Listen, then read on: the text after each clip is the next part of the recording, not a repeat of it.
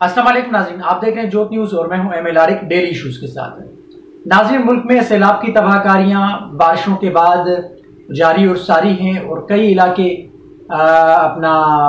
बल्कि पूरा पाकिस्तान तकरीबन पानी की जद में है और हर जगह बड़े नुकसानात हुए हैं, हलाकतें हुई हैं, लोग जख्मी हैं, लोग बेघर हो गए। एक बड़ी तवील एक दर्दनाक दास्तान है। पूरे सैलाब ने पूरे मुल्क को एक तरफ यानी मुल्क का नक्शा ही जो है वो बिगाड़ के रख दिया है। अब खुसूसन बलूचिस्तान और सिंध में जो सारे मामलात हुए हैं वो उनका कोई पुरसाने हाल नहीं है, बलूचिस्तान में भी और सिंध में भी। लेकिन पूरे पाकिस्तान की सूरत हाल ऐसी है क्योंकि इसमें सारे जो जिम्मेदार हैं, मेरी नज़र में सारी सूबाई हुकूमतें इसमें जिम्मेदार हैं। लेकिन हम बात करेंगे आज खुसूसन सूबा सिंध के हवाले से और सूबा सिंध के इस सैलाब के बाद की सूरत हाल पे। और मुस्तफ़ा कमाल ने कल एक अपना प्रेस कॉन्फ्रेंस की थी, उस पर भी थोड़ी सी मैं बात करना चाहूँगा क्योंकि मैं खुद बहैसियत एक सिंधी हूँ और एक बहैसियत सिंधी होने के नाते ये जो सूरत हाल है मुझे पता है मेरे सूबे के अंदर, ये मेरे मुल्क के अंदर पूरे के अंदर क्या हालात हैं। और मैंने अपने मुल्क की तर्जुमानी करनी है बहैसियत पाकिस्तानी और अपने सूबे की तर्जुमानी करनी है बहैसियत एक सिंधी। चलते हैं, शुरू करते हैं बात पूरे पाकिस्तान की। जैसे मैंने कहा अपने इंट्रो में, पूरे पाकिस्तान की सूरत हाल है ये। अब सिंध की सूरत हाल अबतर है। सिंध की सूरत हाल अबतर इस वजह से है क्योंकि सिंध में देखिए सबको पता था बारिशें होनी है, अलर्ट जारी हो चुके थे और उसके बावजूद सिंध में कोई इनिशिएटिव नहीं लिए गए जिसकी वजह से ये तबाहकारियां हुई हैं। और इसकी जिम्मेदार या डायरेक्टली कहें आप, डायरेक्टली इसकी नाअहली जो है वो सिंध हुकूमत की है। पीपल्स पार्टी की सिंध हुकूमत गुज़श्ता 14 साल से इस पर हुक्मरानी कर रही है। अब सिंध के हालात ऐसे अबतर हो चुके हैं कि लोगों के पास खाने पीने की अशिया नहीं है, लोगों के पास सोने के लिए बिस्तर नहीं है, लोगों के पास रहने के लिए छत नहीं है, लोगों के पास पांव में चप्पल नहीं है। तो लोग बेचारे दरबदर की ठोकरों में हैं, खुले आसमान तले रहने पे मजबूर हैं और उनका मजीद अभी बुरा हाल होना है क्योंकि अभी पीछे से सैलाबी रेले आने हैं। पानी का जो बहाव है वो मजीद तेज होगा। दरिया सिंध के अंदर पानी का जो रेले आने हैं वो 8 से 9 लाख क्यूसेक का रेला गुजरेगा सखर गुड्डू बैराज, सखर बैराज और कोटड़ी बैराज से। तो ये जाहिर सी बात है इसकी जद में और मजीद देहात भी आएंगे और मजीद इलाके आएंगे। लेकिन पूरे सिंध की सूरत हाल ये है कि पानी नहीं निकला अब तक। लेकिन चले छोड़े पानी को छोड़े, लेकिन लोगों के पास खुराक नहीं पहुंची, लोगों के पास इमदादी कैंपें जो है वो नहीं लगी, लोगों के पास मेडिकल कैंप्स जो है ना वो टाइम पर नहीं पहुंची वहां पर। तो इस वजह से सिंध का बड़ा बुरा हाल हो गया है और मजीद बुरा हाल होगा। कुछ खबरें आई हैं ऐसी और कल खास करके जो हुआ है, देखें पीपल्स पार्टी इस वक्त खास करके पीपल्स पार्टी के वो MNAs, वो MPs, वो सेनेटर्स, वो मकामी लोगों के घेराव में है। कल पीपल्स पार्टी के काफी सारे लोगों को MPs और MNAs को सैलाब मुतासरीन ने उनका घेरा किया, उनको दुआइयां दी, उनको लान तान किया और उनको कहा कि आपकी हमें जरूरत नहीं है। वो इस वजह से क्योंकि उन्होंने वक्ती तौर पे जब ये सैलाब की सूरत हाल नहीं थी, जब बारिशें हो रही थी, तो उस वक्त इन्होंने इकदामात नहीं उठाए।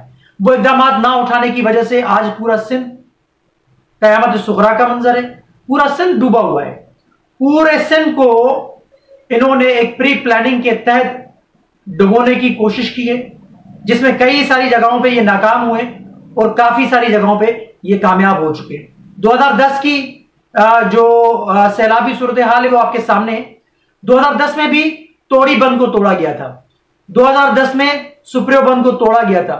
इन्हीं वडेरों ने, पीपल्स पार्टी के मकामी वडेरों ने, और आज भी यही हो रहा है, आज भी मकामी वडेरे जो है पीपल्स पार्टी के MPs MNAs जो है मकामी वडेरे, वो अपनी जमीनों को बचाने के लिए गांव और देहातों के अंदर पानी को पानी का रुख मोड़ रहे हैं, ताकि वो भले लोगों की जिंदगियां खत्म हो, लोगों की जिंदगियां अजीरन हो, लोगों के माल मवेशी जो बचे कुचे वो भी बेशक जाया हो जाए, लेकिन हमारी जमीनें बचें।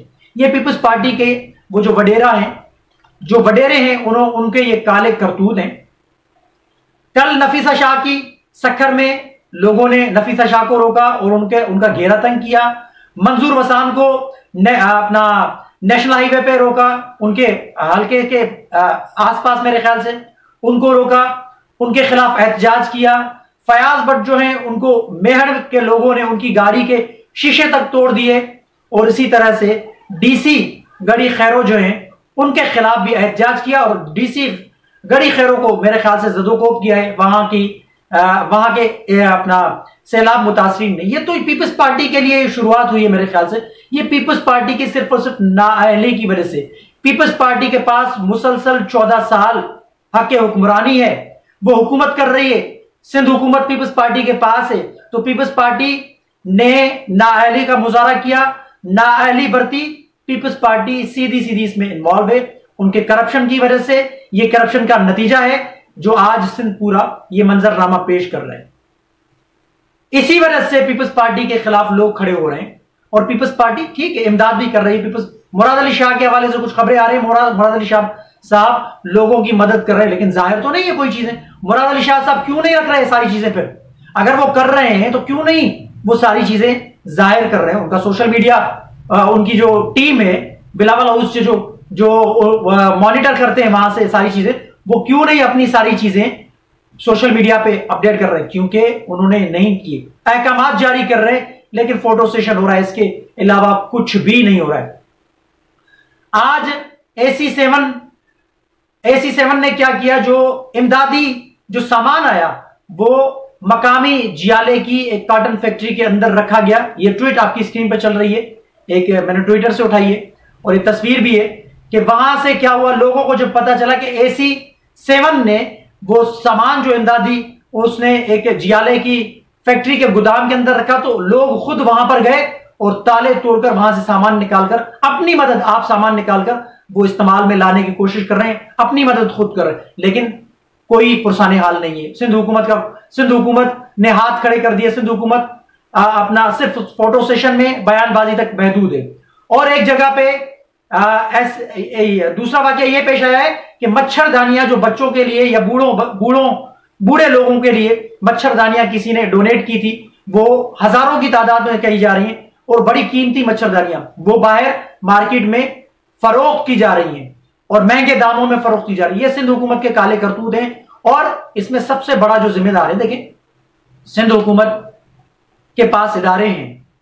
ये अगर इदारे अपना काम दिखाते तो आज ये सूरत हाल नहीं होती। जैसे अलर्ट जारी हुआ, महकमा मौसमियात ने अलर्ट जारी किया बरसातों के हवाले से, तो सिंध हुकूमत ने इनिशिएटिव नहीं लिया। इनिशिएटिव ना लेने की वजह से ये सारी सूरत हाल पेश आई।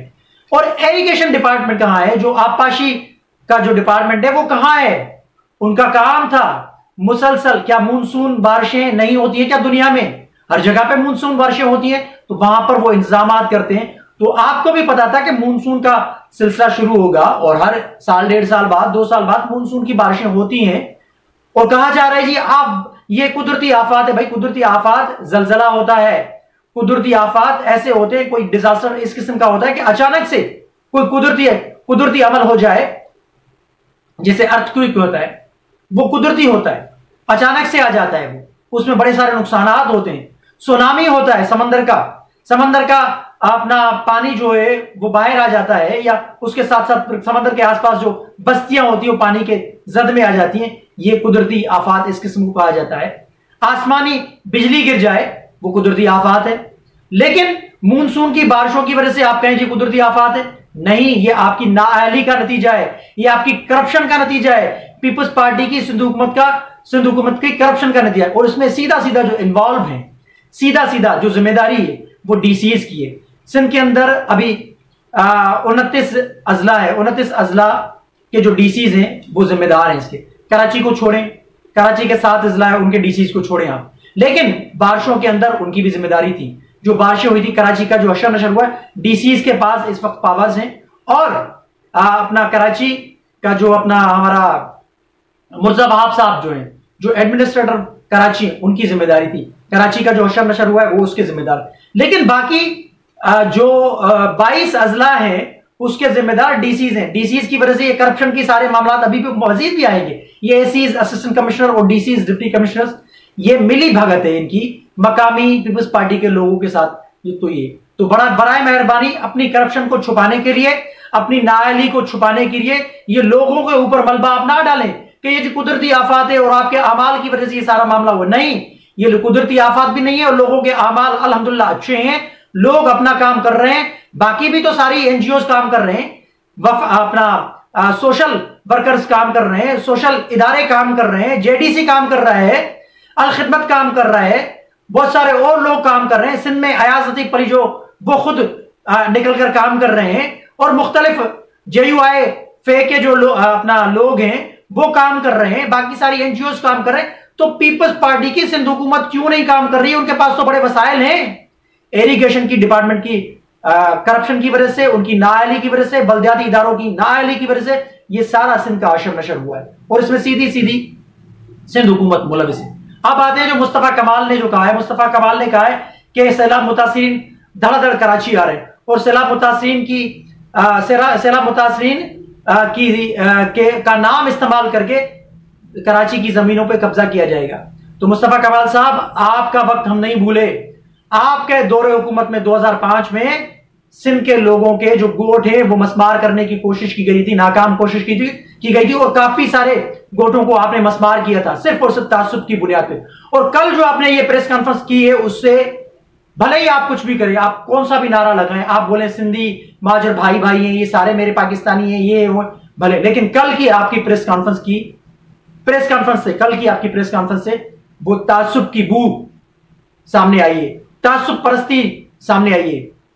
जब अफगानिस्तान के अफगानी, बर्मी, बंगालीज या हिंदुस्तानी यहां पर आए तो हमारे लोगों ने, हमारे आबा और अजदाद ने बड़े दिल का मुजाहरा किया, उनको जगह दी। आज अगर ये सैलाब मुतासरीन अपने दारुल खिलाफा जो है उनका, सिंध का दारुल खिलाफा जो कराची है, सिंध का दिल जो कराची है, वहां पर आ रहे हैं तो आपकी आंखों में कांटा बन रहे हैं ताकि ये दोबारा यहां पर आबाद होंगे तो आपकी सियासत पे असरअंदाज हो रहा है। आप सियासत कर रहे हैं, आप सैलाब मुतासरीन के नाम के ऊपर सियासत कर रहे हैं। आप सैलाब मुतासरीन ये वो हैं, इस सूबे के लोग हैं, ये कोई दूसरे सूबों से नहीं आए, ना ये बर्मी है, ना बंगाली है, ना इंडियन है, ना अफगानी है, ये सूबे के वारिस है और मालिक है, इनको पूरा पूरा रहने का हक है। आपके उस प्रेस कॉन्फ्रेंस से तासुब की बू आई और आप भी कान खोल कर सुन रहे हैं।